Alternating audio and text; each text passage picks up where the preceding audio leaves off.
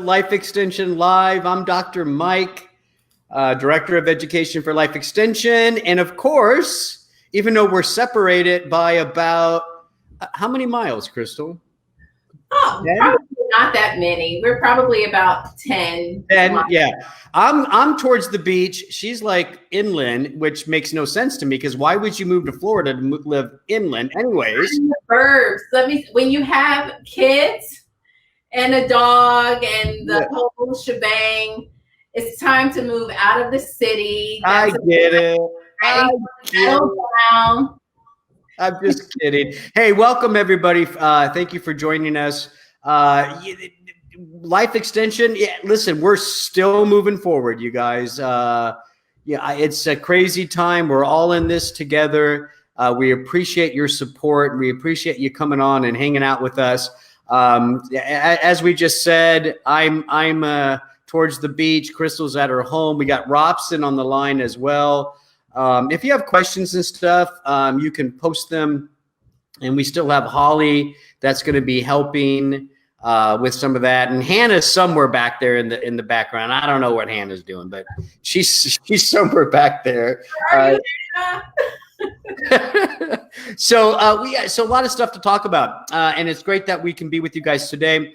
I think Crystal, I heard today, I think it was CNN. 2/3 of Americans are in a stay-at-home mandate.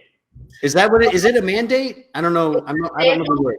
We just, in the state of Florida, it's been all over the news today.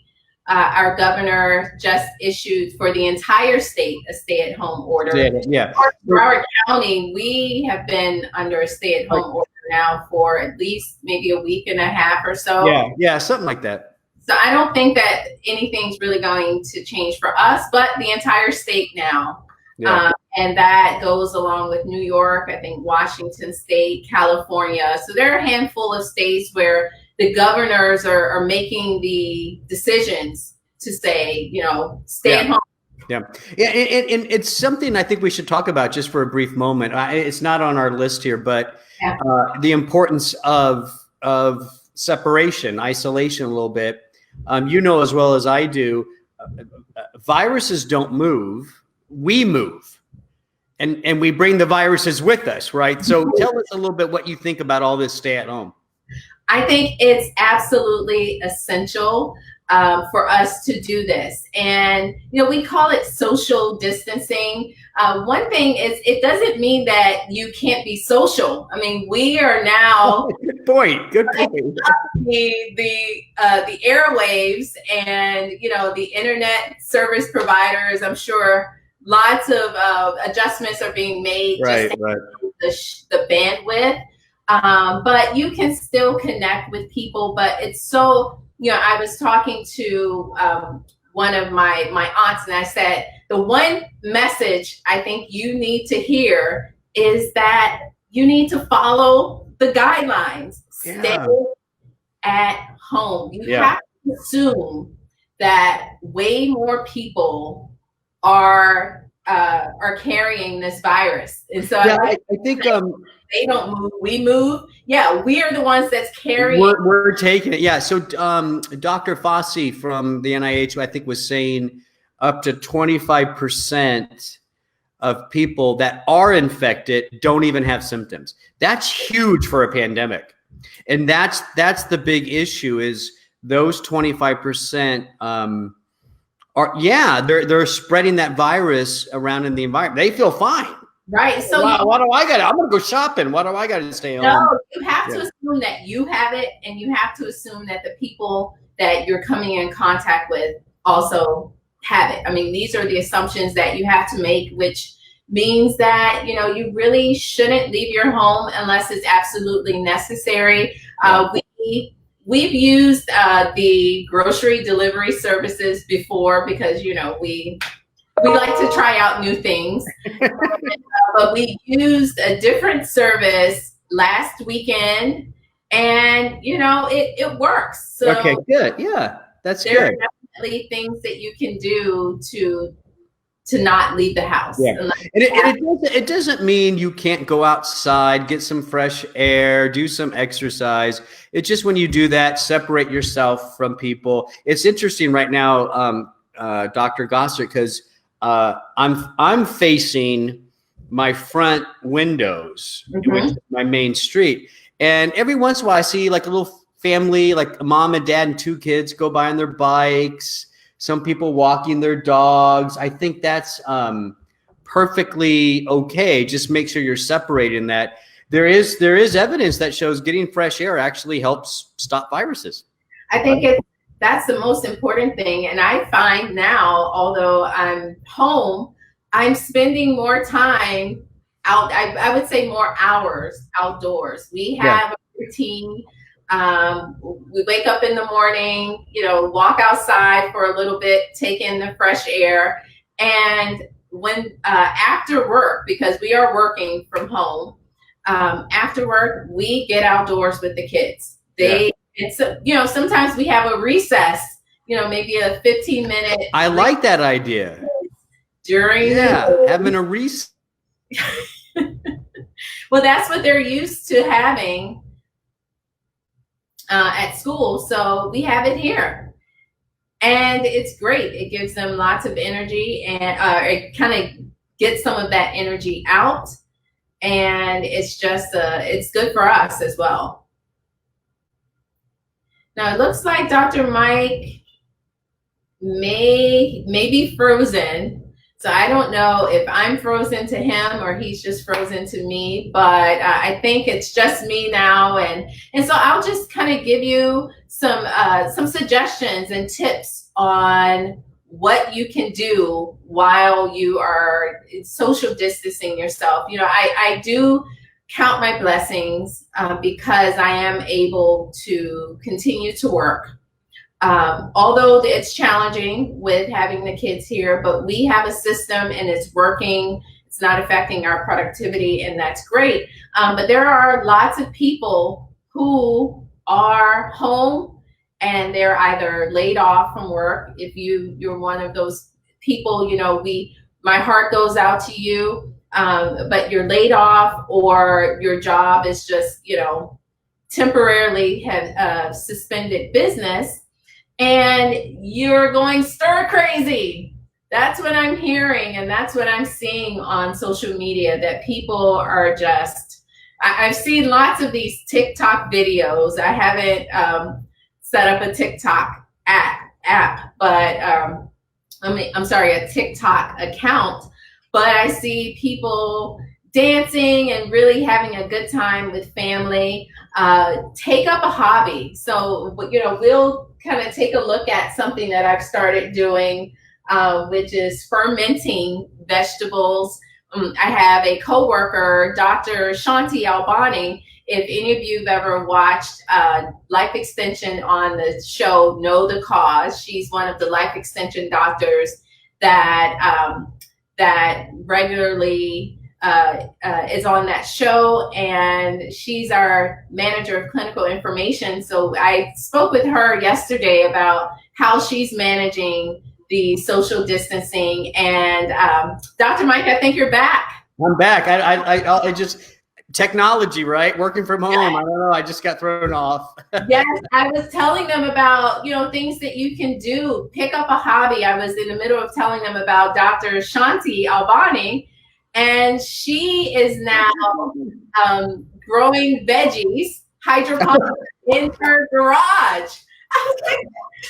But wait, they don't know Dr. Shanti. That fits her perfectly.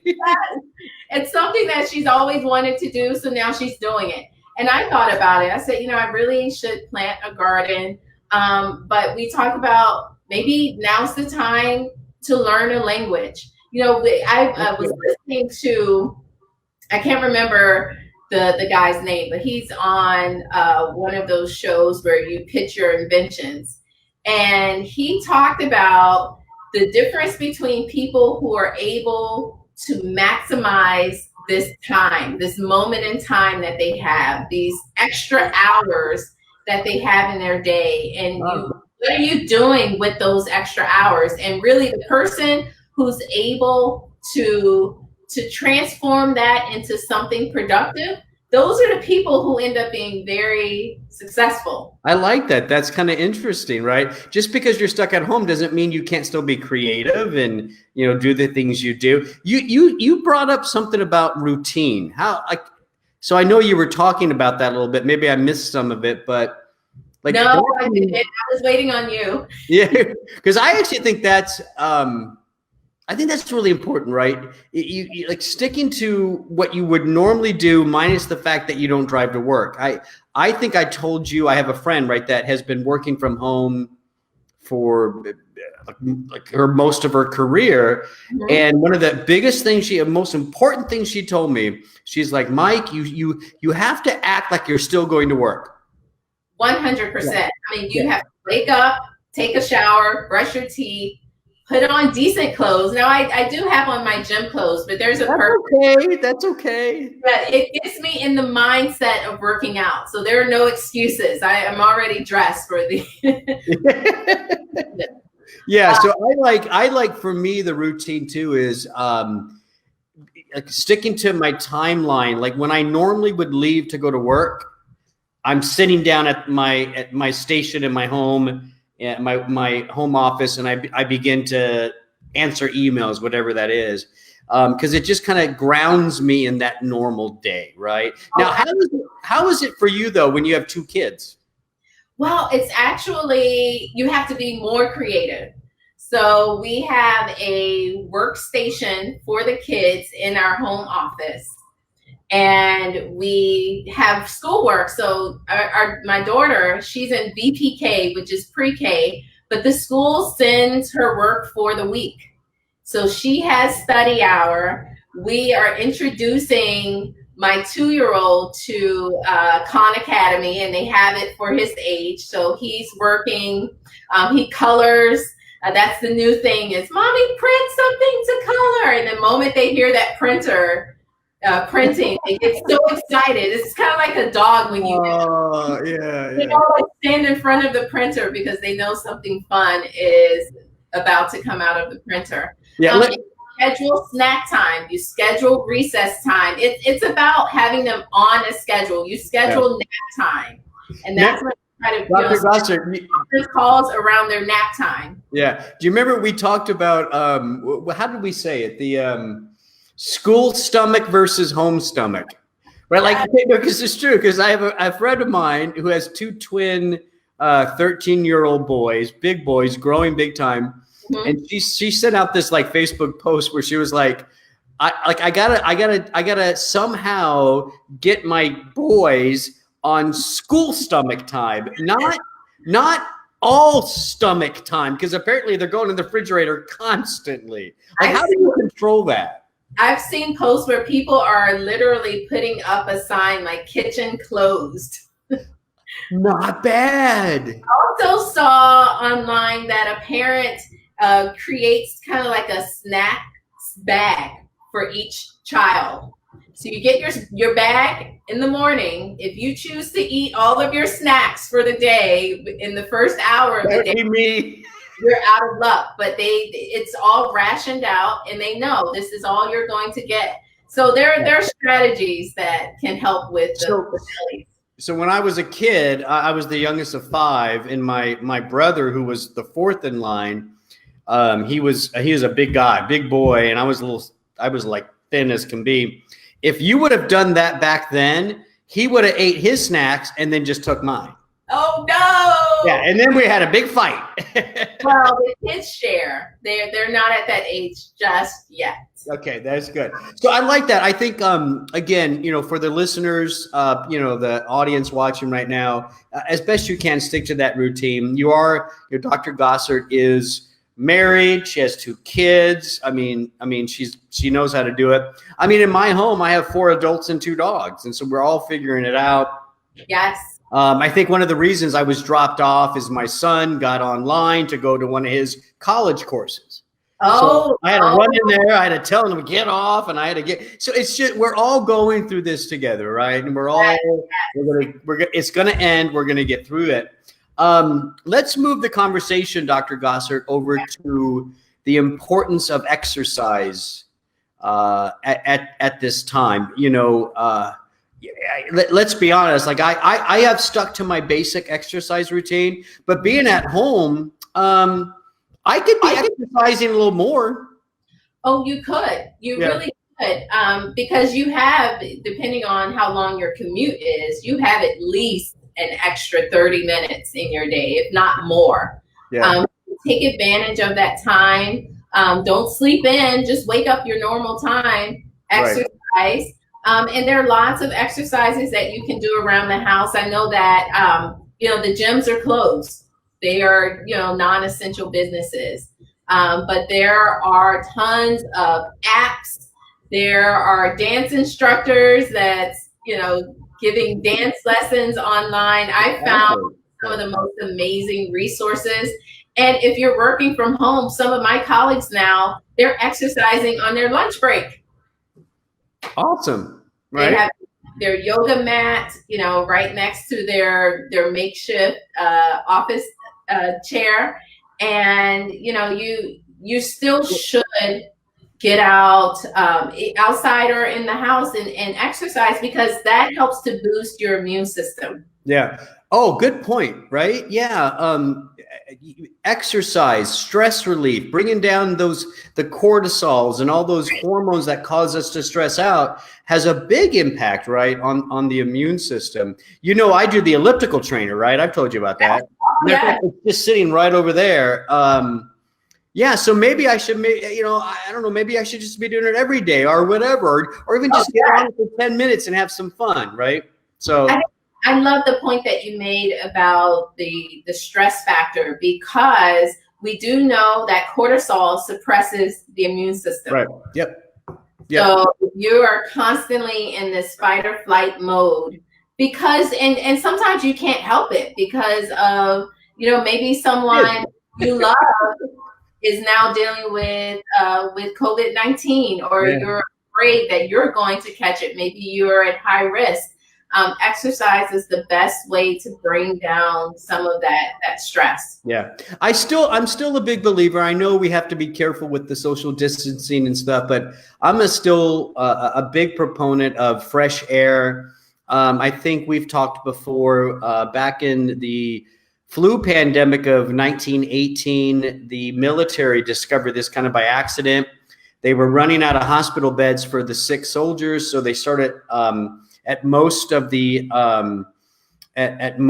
camps, they started putting up tents, right? Yes. And they found very clear, very significant difference that those in the tents with the fresh air had less severe flu, less mortality than those in the hospital. So absolutely, getting outside, getting some sun, getting some natural vitamin D, continuing your exercise routine would be very important. Now there are, and Andrew is on here saying that, he's in New York City and we shouldn't really be telling people to go outside. Of course, you have to know where you're at, what the situation is, Andrew. And I appreciate that. I think you're absolutely right. But there are other places where going outside to the front yard, like I have a yard, I can get out. It's a little different than New York City, than the Manhattan environment. So based on where you're at, please follow the CDC recommendations. Please follow your doctor's recommendations. But Andrew, you can still do some exercise in the home. What did you say, Crystal? You had a yoga mat next to where you were. Yeah. Do some push-ups. One exercise I do push-ups from the counter. Yeah. Do that again. That was good. Let's do that again. No. But so Andrew, you're right. I appreciate that, and hang in there. We're all behind you. We know New York is a hot spot right now, so be blessed, be healthy, and know that we're all praying and sending out good vibes for you in the universe. So back to this idea of being stuck inside. It brings up the point of food, like how we're eating, and what we're snacking on, and It seems, going through, I don't, a lot of people online right now watching this, they may not live in hurricane states, but we do. And here's my issue. When I have to lock down, Dr. Gossard, especially like for a hurricane, which is just a few days, right? I am a bad eater. I eat stuff I'm not supposed. Don't you look at me like that. I saw that look. Well, I have to agree. It's almost like your get out of jail pass. If you're going to be home and stuck and the weather is bad outside, then you deserve to be able to eat what you want. Not so much. It doesn't work that way. Yeah. I also think we gravitate towards all of the non-perishable items. Yeah. And that can be a problem because we do know two things that are involved with preserving foods. One, salt, or two, sugar. Yep. Yeah. And that's a big issue, right? That is a big issue. So there are lots of snacks around the house. I have tons of snacks because I have kids. I try to make them as healthy as possible, but sometimes it's foods that I know would, I shouldn't be eating, crackers or the veggie chips and things like that, but the kids will.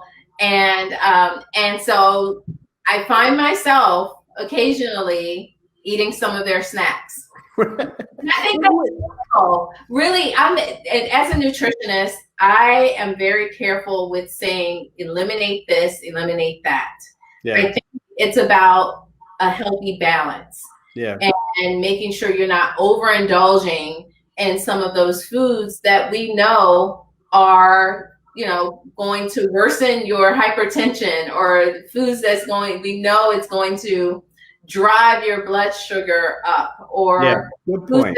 Make you just feel wacky in the head. And so those are the foods that you do want to minimize. And so I do have some examples of foods that. But Dr. Gossard, do me a favor, before you do that, we have Patty online, and she just said something very interesting. And you and I have talked about this because I used to have that diet program, right? Yes. Diet Basics. And Patty just said that she brushes her teeth to decrease the snack. And we've talked about that, right?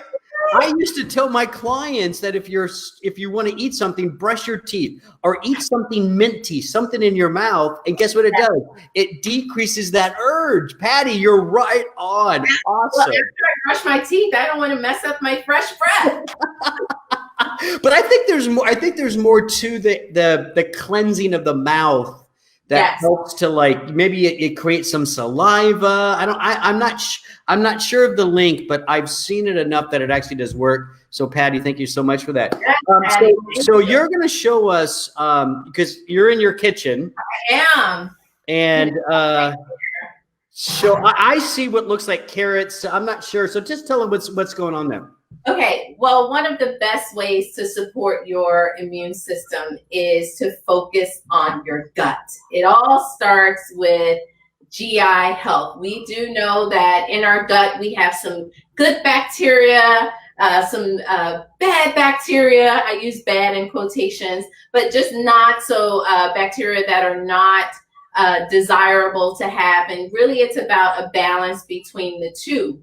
And one of the best ways to help to support your immune system, but by helping to increase good bacteria, is consuming fermented foods. So I was thinking about that. I said, well, we can talk about probiotics, but why don't I show them a quick and simple recipe, which will help you to preserve some of the foods that you're buying in the grocery store, and also help to support gut health.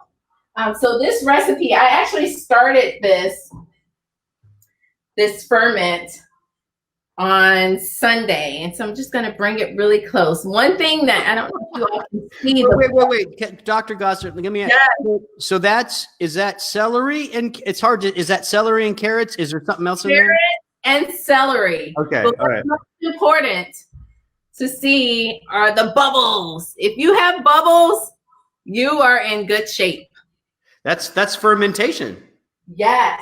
And this is a simple fermentation. It's called a lacto fermentation. You don't need any type of starters or starter material for helping these bacteria grow. The vegetables, many vegetables naturally contain lactobacillus, which is, a type of bacteria. And so all you really need is water, salt. You make a brine. And it's a very simple way. So I'll just show you. And I actually spoke with one of our Life Extension employees.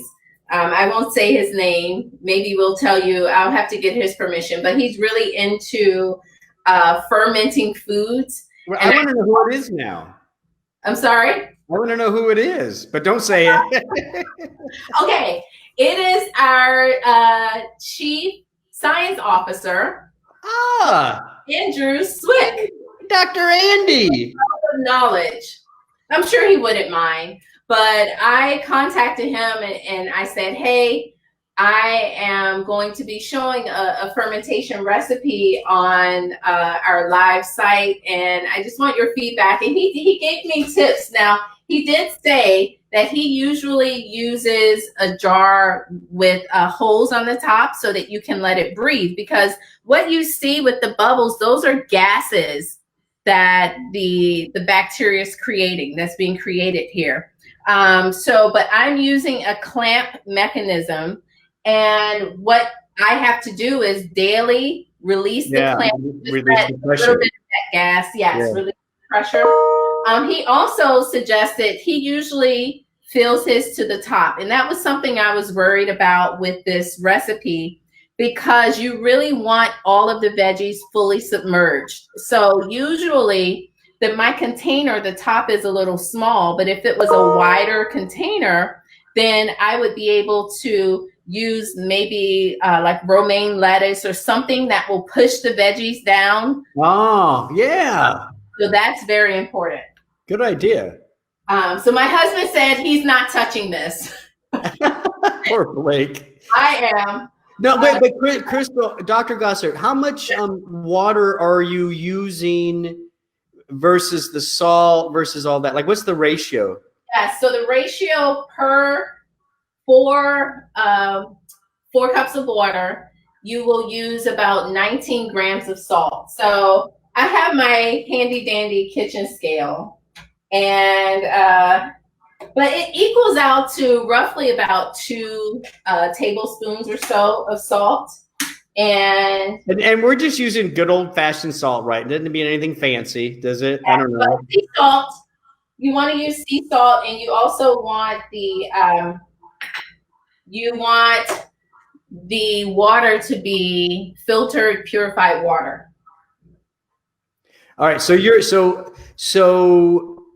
exact measurements important or not? It's important. It will somewhat important. See, right now I just poured out 23 grams of salt. I'm a little heavy-handed, but it depends on how sour you want the end product to be. I like my stuff sour, so I would add more salt, right? Yeah. So this is about 4 cups of water, a little bit more than 4 cups of water. And then you just add your veggies. This is a good question, Crystal. Maybe I might put you on the spot. Oh, I think Holly answered this. The question was, we don't have a scale. Can you please translate that to teaspoon, tablespoon? But Holly answered 4 cups purified water and 2 tablespoons sea salt. Yeah, okay. And so, that kind of brings it right at the top. I figured I would do just the carrots for our demonstration. I had a feeling, I knew it was the celery that was floating. So. But we can do any vegetables we want, right? You could put some cucumber in there. It doesn't really matter. can. And Cabbage. spoke with one of my really close friends who is a chef yesterday. I was calling everyone to make sure I was doing this properly. And he said, oh, that's just too simple. You need to spice it up, add red pepper, add some, garlic cloves. And really that's what you make this your own. So I didn't add a lot of things because I'm hoping that the kids will eat it if it's just really simple. But any spices, coriander, that's really great to use when you are, pickling or fermenting veggies. And really within 72 hours on your countertop, it's good to go. And now, do you drain? So how do you prep it though? So you drain. Do you have to drain it out? Do you have to like clean it again with fresh water, or you just eat it? You just eat it. Like like a pickle jar. Yes. Nice.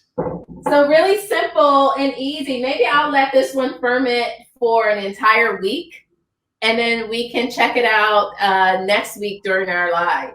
But it's very simple. 4 cups of water to 2 tablespoons of salt. You make your brine. You put your veggies in. Veggies that have a little more water, you may not need the brine because they release a lot of water once they start to ferment. But something like, carrots, you would need to add the. One more question for you, and then I'm gonna take the conversation over into supplementation. Is it better to use vegetables that have a little higher sugar content? Well, yes, that sugar will certainly help with the. Yeah, right. Yeah. Yes. Maybe I don't want to wait 72 hours. But that was great. Really, you could do it with veggies are the easiest preparation, but there are recipes online. You can even make like yogurt with your probiotics that you have at home. Nice. Yeah, we actually have Holly, I think, just posted that we have a blog that talks about some good spices and stuff that you might want to add that are anti-inflammatory. Right.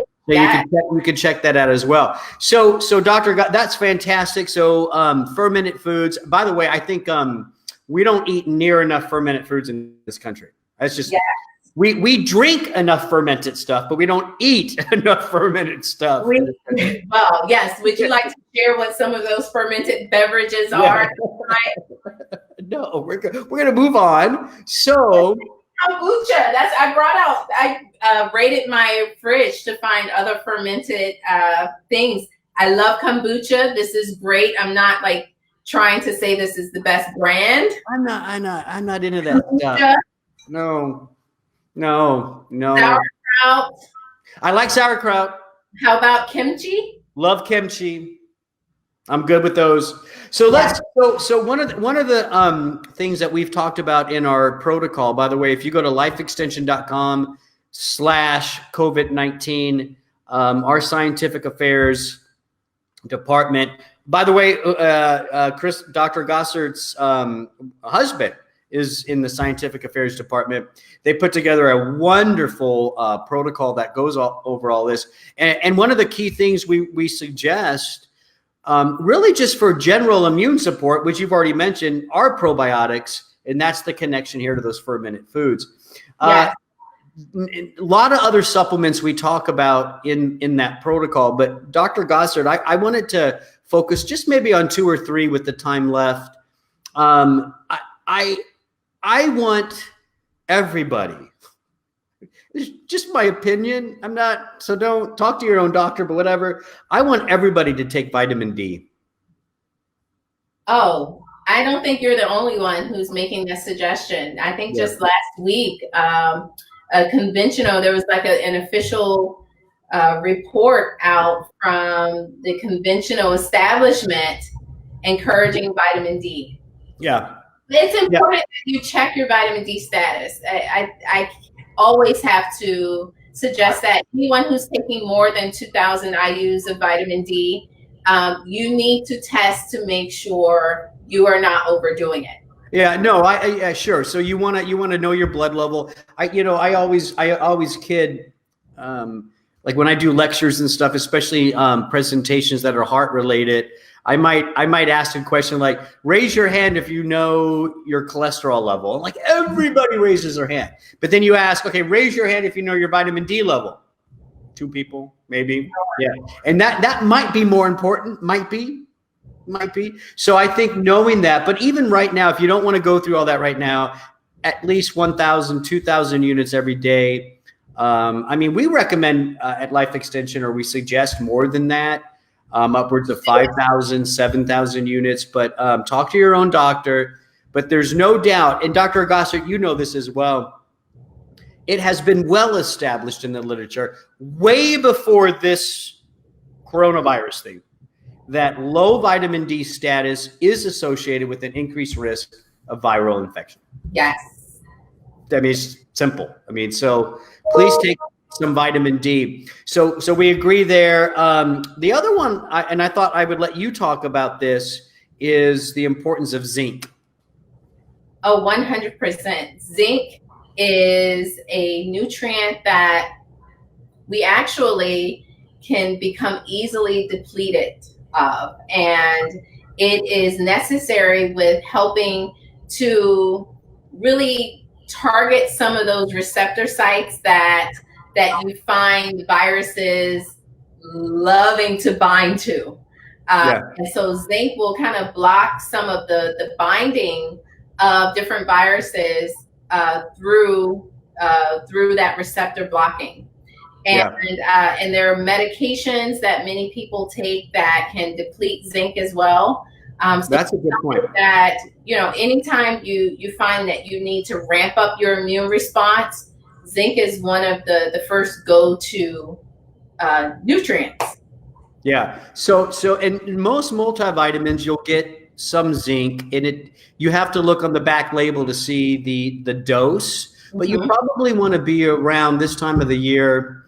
And again, I say this time of the year because it's cold and flu season. It's viral syndrome season. We're just dealing with something extra here. You know, somewhere between 15 to 20, 24 milligrams of zinc every day. Now, so I get that out of my multi, but then Dr. Gossard, I also have on reserve, just in case I get symptoms, the zinc lozenges. Yes. And I'll take maybe 1 or 2 of those a day if I have any symptoms, just for a few days. And doing a higher dose of zinc for a few days it should be okay. You don't want to do that long term, but we're just talking about helping you through symptoms. So that's vitamin D, that's zinc. My sister is on, Cindy. Hi, Cindy. Cindy. She says she does 2,000 units of vitamin D every day, and she says, you look like you're tan already. Well, yeah, I'm in Florida. So when I have a chance, I go out to my backyard. I got a pool. Yeah. So awesome. Hi, Cindy. Nice to meet you.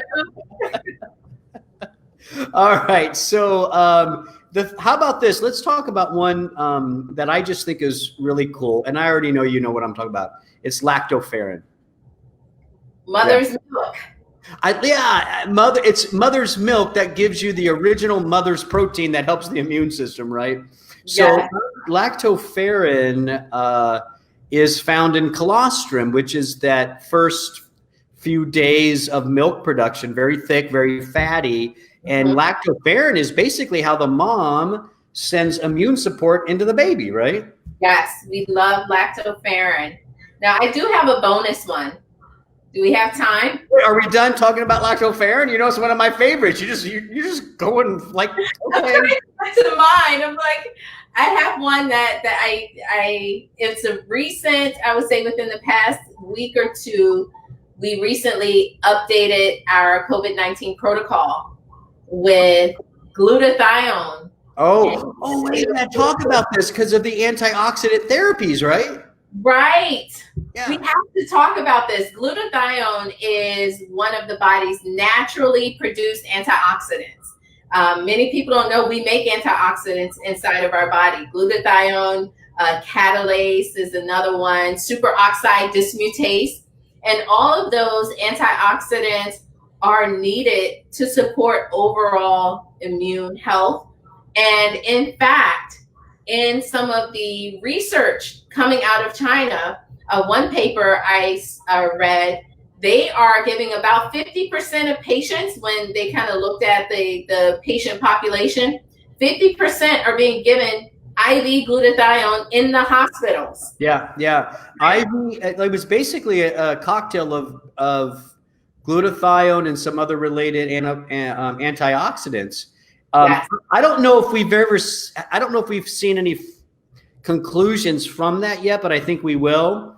And I think you're right on. I think glutathione, vitamin C, those kind of things can be very powerful against a lot of different types of viral infections. It's important. I guess we should just state our disclaimer, right, Dr. I mean, there's no treatment. We're not talking about COVID-19 treatments. What we're talking about is immune support. Yes. And whether it's COVID-19 or basic cold and flu season, everything we're talking about right now makes sense, right? Absolutely. Yeah. And when you look at different protocols, just in general, you will find things like the glutathione, the vitamin C is really helping to support the natural detox processes in the body. And, when you can get out some of the funk in your body, that helps your body to be able to fight new challenges. Yeah. Once the body has to fight off the normal everyday challenges, and then, you don't have reserves for the newer challenges. Yeah. All right. So real quickly, a couple more. Selenium, I'm a big selenium fan. It's a key mineral for the immune system. There's even evidence that if you're low in selenium, you're more susceptible to viral infection. So up your selenium intake. Again, you might find selenium in a basic multivitamin. That's great. You could also consider doing a little extra, about 200 micrograms of that important mineral. And then the last one, I think this might surprise people, is melatonin, right? It's not just for, it helps you sleep better. And that's one of the key ways you're going to be able to restore your healthy immune system. But melatonin has some effect to positively influence the immune system as well. Right, Dr. Gossard? Absolutely. And really, a lot of people, we do know that melatonin, number one, levels start to decline right around the age of 30. And that's problem number one. Problem number two, we know that cortisol suppresses melatonin. Yeah, cortisol up, melatonin down. Right. So if you are stressed and dealing with high cortisol, now you're not, making enough melatonin. And the third factor is our exposure to blue light. If you're staying up and watching Netflix, all night long because you don't have to work the next day, or, just in general, we know that the blue light, you're on your phone, your tablets, all of that is also suppressing melatonin production. Yep. So many reasons why you should consider melatonin. Yeah. If you've never taken melatonin before, I don't know. I guess you can start with, I think some come with 1 milligram, right? Maybe 1.5. I'm not sure. Start on that lower dose. But I think most people, once you get used to it, I think you're going to need between 3 and 6 milligrams a day. Yes. I think in the protocol, we mentioned up to 10 milligrams if you can do it. You can. I know other protocols up to 20 milligrams. So it's something that, that there's a wide range, but usually on average 1 to about 3 milligrams is a nice starting dose of melatonin. Yeah. And if you find that you wake up groggy, then maybe that dose is a little too high for you. Yeah. And cut back a little bit. I wanted to remind everybody watching right now too, Life Extension has wellness specialists that you can call. I think Holly just posted it in the comments if you want to check it there. It's 1-800-226. There you see it on the screen, 2370. These are doctors, nutritionists, registered dietitians that can just talk to you about all this and review the protocol and help build a regimen for you. We're just giving you education. We're just giving you suggestions. We're not your doctors. But it's still kind of good just to talk to somebody and hear what the real science shows. And you can always count on Life Extension to be grounded in the real, accurate, hardcore, published research. 100%. Yeah. We don't speculate about anything. We are looking at the data and looking behind the data to see what's driving the data. And that's one thing that I appreciate about the company and just working with the company. That's great. Don't forget lifeextension.com/COVID-19. You can check out the protocol there. Dr. Gossard, so am I going to be able to try some of that for a minute? Yes, you will once we are out of quarantine. I may have to try that. I love carrots. I'd like to see how that might work for you. I need to try it. I think I want to wait one more day. Yeah. And then I will try it out. And well, but we're going to go live, right? Are you going live this coming Wednesday? Is it your turn?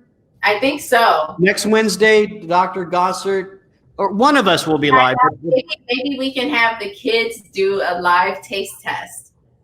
Oh, I would love that. Now that's it. You just scheduled it. It's done. Dr. Gossard live next Wednesday, 3:00 with her kids. I can't back out. Yes. Stay tuned for that. Hey, we just want to let everybody know that Life Extension is still open for business. Of course, we're following, as we said, important CDC guidelines, but we are an essential business. We are still taking orders. It's crazy right now. There's some back ordering going on. Please be patient, but I can assure you we are working behind the scenes really hard to fulfill those orders. But here's something I want you to know. Just because there's some back order, guys, we're not going to go to some cheaper sources. We're always going to source our products from the highest quality there is. So know that and trust that. And just give us a few more days to get the products out to you. And we appreciate your support. Please be safe, be healthy, stay at home as best you can. Dr. Gossard? Yes. You did a pretty good job. In my kitchen. You did. All right, everybody. I want to thank you guys for watching. Again, this is Life Extension Live. We will see you next Wednesday at 3 p.m. And you can meet Dr. Gossard's kids. They're awesome. They will steal the show. I'm Dr. Mike. Thanks for watching. Bye-bye.